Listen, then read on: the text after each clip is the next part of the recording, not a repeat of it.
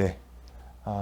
제가 좀 전에 계약명의신탁의 명의신탁자의 점유는 타주점이었는데 제가 설명을 안 하려고 했는데 잠깐 이해 차원에서 얘기를 할게요. 매도인의 선악 불문하고가 이제 그 포인트에 또 궁금증이 올 수 있는데 계약명의신탁이에요. 자, 매도인 그 다음에 매수인이 있는데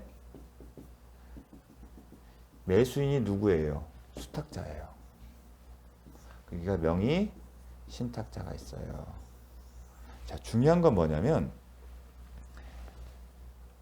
자주점이냐 타주점이냐 즉 소유의 의사는 객관적인 권원의 성질에 따라서 판단합니다. 즉 이 사람의 진정한 내심 의사가 중요한 게 아니라 주관적으로 판단을 안 한다는 겁니다. 만약 주관적으로 판단하게 되면 다 소유의 의사가 될 겁니다. 뭐냐면 이 법리에 따라서 누구에게 소유권이 있는지를 살펴보는 거예요. 객관적 권한의 성질을 본다는 얘기는 법리적으로 소유권을 누가 갖고 있냐를 살펴보는 거예요. 그 의미는. 근데 선의의 경우에는 누가 소유권을 갖고 있어요? 매수인이 갖고 있잖아요. 이 사람의 소유자가 아니에요. 이 사람의 소유자가 아니기 때문에. 그리고 자신이 소유자가 아니기 때문에 이 사람이 소유자인 수탁자가 반환을 청구하게 되면 줘야 돼요. 그리고 그러한 사실을 악이니까 알고 있을까라고 판단한 겁니다. 물론 전문가가 아니 물은데 대법원이 그래요. 네가 전문가가 아니더라도 전문가한테 물으면 알 수 있잖아. 그 얘기를 깔아놓은 겁니다. 반대로 매도인이 악의인 경우에는 약정과 무효고 등기가 무효예요. 즉 수탁자 명의, 명의 수탁자 명의로 등기가 되어 있다 하더라도 이 사람이 소유자가 아니고 법리상 소유자가 아닌 매도인이 소유자겠죠. 그 얘기는 마찬가지로 명의신탁자는 매도인이 선인 경우뿐만 아니라 악의인 경우에도 소유권을 취득하지 못합니다. 더 나아가 뭐가 문제냐면 매도인은 소유자잖아요. 더 나아가 3자 간의 등기명, 계약명의 신탁이 아닌 3자 간의 명의 신탁의 경우는 신탁자가 매수인이었기 때문에 매도인 상대로 소유권 이전 등기 청구권을 행사했어서 소유 의사를 인정할 수 있는 그 여지가 있지만 더욱이 계약명의 신탁의 경우는 이 사람이 계약의 당사자가 아니라서 매도인 상대로 해서 소유권 이전 등기 청구권도 행사할 수가 없어요. 3자 간의 등기 명의 신탁과 달리. 그렇기 때문에 이 사람은 자신이 어떠한 경우라도 소유권을 취득할 방법이 없는 겁니다. 그리고 그러한 사정은 변호사에게 물어보면 알 수 있었다는 겁니다. 그래서 권원의 성질상 자주점유가 추정이 번복되어서 타주점유가 되는 겁니다. 그렇게 접근이 된 겁니다. 기억을 하시라고 다시 설명드리는 거예요. 중요하니까. 근데 명의수탁자가 제3자에게 목적을 정하는 거. 자, 이 경우 언제죠? 매도인이 선이어서 명의수탁자가 완전한 소유권을 취득한 거예요. 즉, 기존 거 달라요. 제3자 보호 규정과 상관없이 그 처분행위는 완전히 유효하다. 소유자가 처분한 거예요. 특별한 이유, 뭐 3자 보호 규정, 선악 그런 거 상관없이. 자, 그런데 명의수탁자가 제3자에게 처분을 했는데 이게 어떻게 이루어졌다? 이게 중요합니다. 명의신탁자 지시에 따라. 기존에는 그냥 제3자가 임의로 처분했어요. 제3자가 임의로 처분하면 3자는 명의신탁 선악에 불문하고 제3자는 소유권을 취득한다. 특별한 사정이 없나. 배신행위에 적극 가담하지 않느나. 근데 지금 뭐예요? 명의신탁자의 지시에 따라. 이게 포인트예요. 기존과 달리. 명의신탁자의 지시에 따라 제3자에게 소유권 이전 등기를 누가? 명의수탁자가. 그건 어떻게 볼지 모릅니다. 이는 새로운 명의신탁 약정. 누구랑? 명의수탁자와 제3자 사이에 새로운 명의신탁 약정이 체결된 것을 보고 부동산 심리법이 적용돼야 합니다. 그 새로운 명의신탁 약정에 따라 등기가 이루어졌다 하더라도 3자 명의의 등기는 무효다. 자, 다시 한번 설명할게요. 여러분이 이게 뭐지 싶을 거예요. 계약명의 신탁이에요. 매도인, 명의 수탁자가 매수인이에요. 그리고 여기 명의 신탁자가 있겠죠. 매매, 등기. 그런데 선이에요. 그럼 이 사람이 소유권자를 취득해, 완전한. 그런데 제3자에게 처분을 했어요. 기존에는 명의 수탁자가 임의로 처분한 거예요. 이 사람이. 근데 지금은 특징이 뭐다? 신탁자의 지시가 있어서 한 거예요. 지시에 따라서 명의 수탁자가 제3자에게 등기를 넘겨준 거예요. 이 지시가 있으면 이 사이에 명의 수탁자와 제3자 사이에 뭐가 있다? 새로운 명의 신탁 약정이 있는 것이고 그 약정에 따라 3자 명의의 등기가 되어 있다 하더라도 부동산 실명법이 적용돼요. 새로운 명의 신탁 약정이 있으니까요. 새로운 명의 신탁 약정이 있으니까 이 약정에 따라 등기가 이루어지면 이 약정은 효력이 없고 등기 또한 효력이 없다. 그 결과 비록 제3자 명의로 등기가 되어 있다 하더라도 물권 변동 효력, 소유권 이전 등기 효력은 발생하지 않는다. 즉 제3자는 소유자가 아니다. 그 얘기입니다. 부동산 소유권을 취득할 수 없다. 자, 요 내용도 중요합니다. 포인트는 신탁자 지시. 어떤 상황인지 잘 보세요. 어떤 상황인지 수탁자가 완전한 소유권을 취득한 경우에도 이런 경우에는 취득하지 못한 겁니다. 수탁자가 완전한 소유권을 취득하면 제3자의 소유권이 넘어가면 3자 부여 규정과 상관없이 넘어갈 게 원칙인데 이러한 경우는 새로운 명의 신탁 약정이 체결된 거로 본다는 거. 이런 게 특징이 있습니다. 자, 매도인이 악의인 경우입니다. 선인 경우는 상관없어요.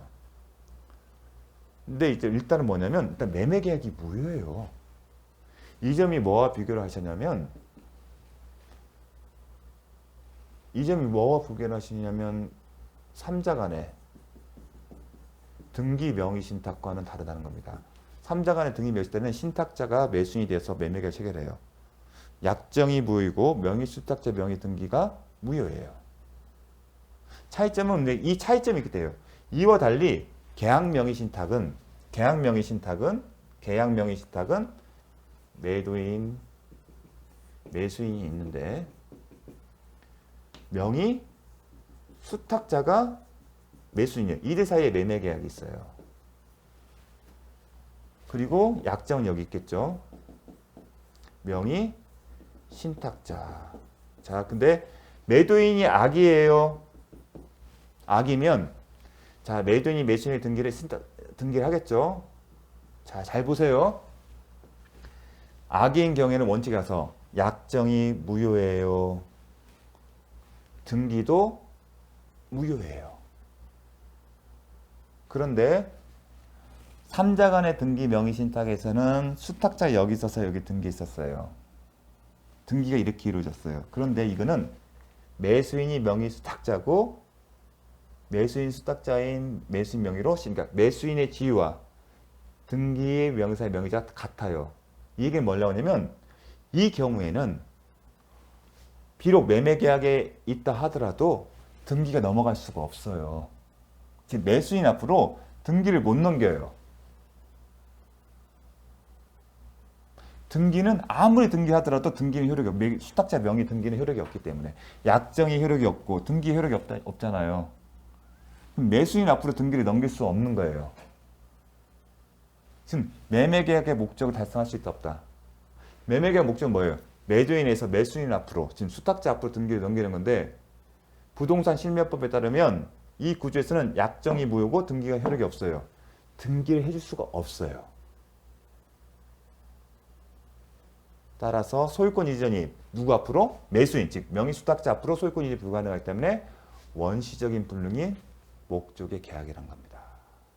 어때요? 그러면 그 계약은 무효다.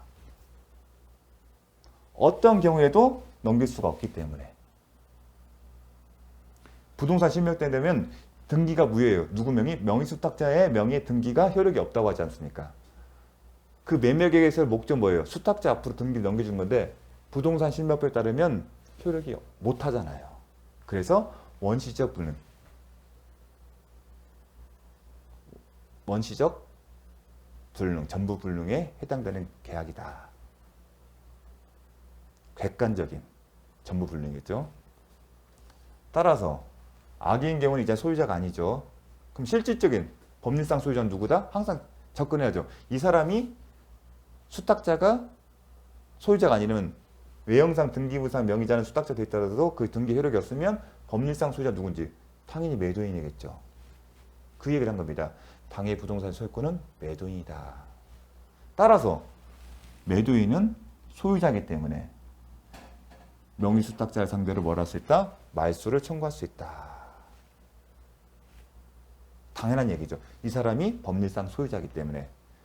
명의신탁자가 대신에 한편 우리가 3자 간의 등기 명의신탁에서는 누가 매매계약의 당사자였죠?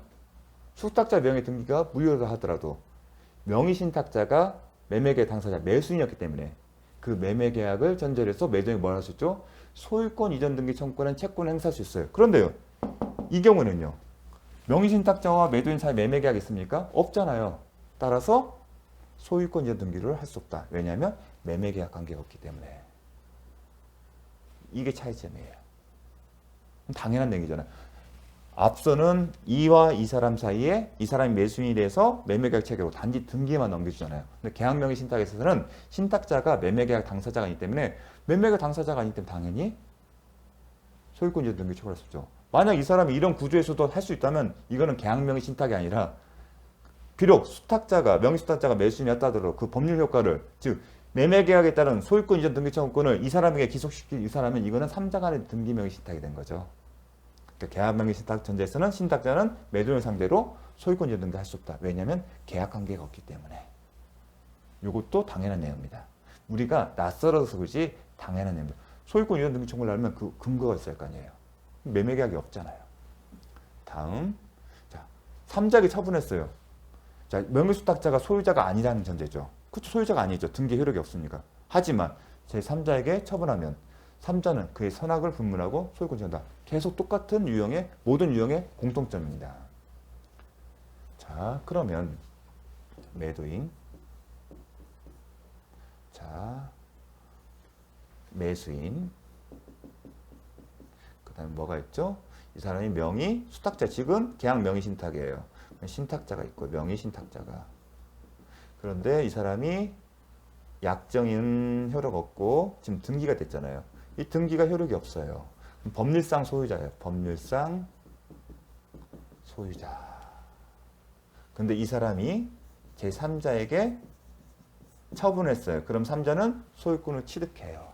그러면 그 반면에 이 사람이 3자가 소유권을 취득하면 항상 소유권을 상실한다. 소유권을 상실하죠. 그럼 이게 손해인가 생각해야겠죠. 손해인가를 봐야 할 텐데, 자, 그러면 매도인이 소유권 상실해서 3자가 이 사람의 3자에 대한 처분 행위로 3자가 소유권을 취득하고 반면에 이 사람은 상실하겠죠. 그럼 이런 경우가 손해에 해당되는지 그걸 따져보지 않았습니까? 그런데 매수인이 매도인에게 뭘 체결했죠? 매매계약을 체결했잖아요. 이게 손해가 있을까? 그 관점이에요. 그런데 이들 사이는 매매계약이 있었어요. 제가 무슨 얘기를 하냐면, 자, 3자 간의 등기 명의신탁할 때, 아니, 선의인 경우 얘기를 했었어요. 자, 매수인과 매매계약을 체결했는데 이게 악이기 때문에 원시적인 객관적 전부 불능에서 무효해요. 다만 뭐의 포인트가 있냐면, 자, 등기가 같다는 얘기는 매수인은 매도인에게 뭘 주죠? 매매대금을 줬겠죠. 근데 여러분이 제가 이제 결과만 썼는데, 이제 결과는 이제 손해가 없어요. 왜냐하면 매도인이 지금 매매대금을 받았어요. 매매대금을 받았는데 이 매매계획 부여니까 반환을 하는 관계는 생기는 분명히 있어요. 그러니까 매매대금을 돌려주면 손해가 발생할 수 있겠죠. 소유권, 자기가 상실을 받은 상실한 소유권 대신에 매매대금을 갖고 있으면 손해가 없어요. 근데 그거는 매매계획이 유효하다면 딱 명확해요. 근데 이 매매 계약은 무효라고 했잖아요. 무효가 되면 돌려줘야 돼요. 매매 계약 무효면 반환 의무가 있잖아요. 근데 이름 맞아요. 반절만 맞아요. 반환의 의무가 있는데 반면에 매수인은 반대로 뭘 해줘야 돼요? 소유권을 넘겨줘야 하잖아요.